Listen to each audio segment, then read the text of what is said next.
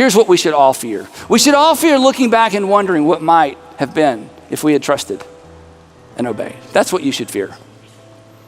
When you've got that secret, you've got that addiction, you got that thing, or something's going on in your marriage, and you're going, oh, I should invite somebody in, we should let somebody know.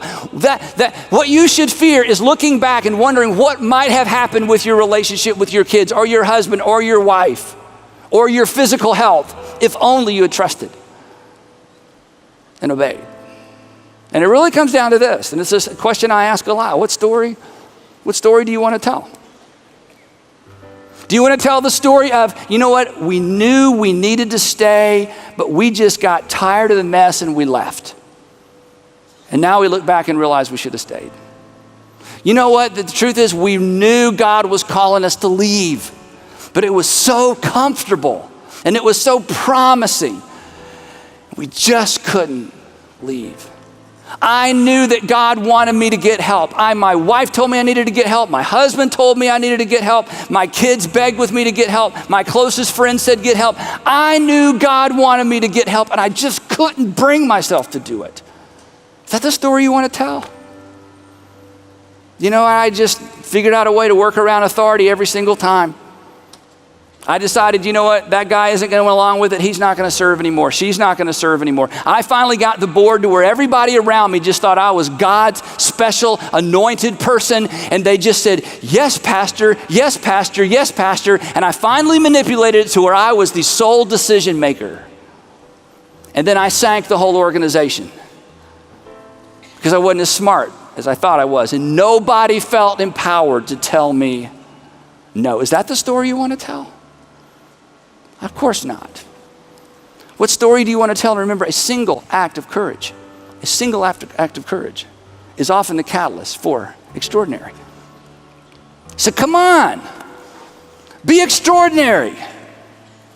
Just march down into that valley and face your fears and say, you come to me with a sword and a spear and a javelin, but I come to you in the name of the Lord of hosts, the God of angel armies who you have defied. And this day I'm going to strike you down, fear, and I'm going to take your head from you, and I'm going to feed the carcasses of the host of the Philistine army to the birds of the air and the wild beasts of the field, that all the world will know there is a God, and all this assembly will know the Lord does not deliver by sword or by spear. The Lord doesn't deliver through pride and manipulation and fear. This battle is the Lord's. God called me to do this. God placed me into this opportunity. God gave me this position. Why in the world would I need to manipulate, and why in the world would I give in to fear? For the battle is the Lord's, and he will deliver you, fear, into my hands. For some of you, before these 2 days are over, you need to get alone and you need to face your fear in the face, and you need to give your fear this little message. Fear, I would rather fail in the center of God's will than to look back and wonder what God might have done if only I had trusted and obeyed. So what story do you want to tell? Tell an extraordinary story. It's the only story worth telling. And the difference between where you are and extraordinary for many of you, maybe most of you, maybe all of us, will come down to a single act of courage that will serve as the catalyst for extraordinary. We're going to close this session with a song that Heath, who's going to be out here singing in just a minute, and some of our guys wrote. It's called Giant. And as I listened to this song, I thought, this is the message. This is the thing. So they're going to come out and get set up. They're going to sing and invite you to sing. Most of you have never heard this song before. But here's what I want you to think about it. Maybe you don't need to sing. Maybe you just need to sit and listen. But I just want to ask you, is God stirring your heart, been stirring your heart? In fact, I know in a group this large, some of you came to this conference looking for an answer, saying, God, I'm just going to go sit through all the sessions. I don't know what they're all about.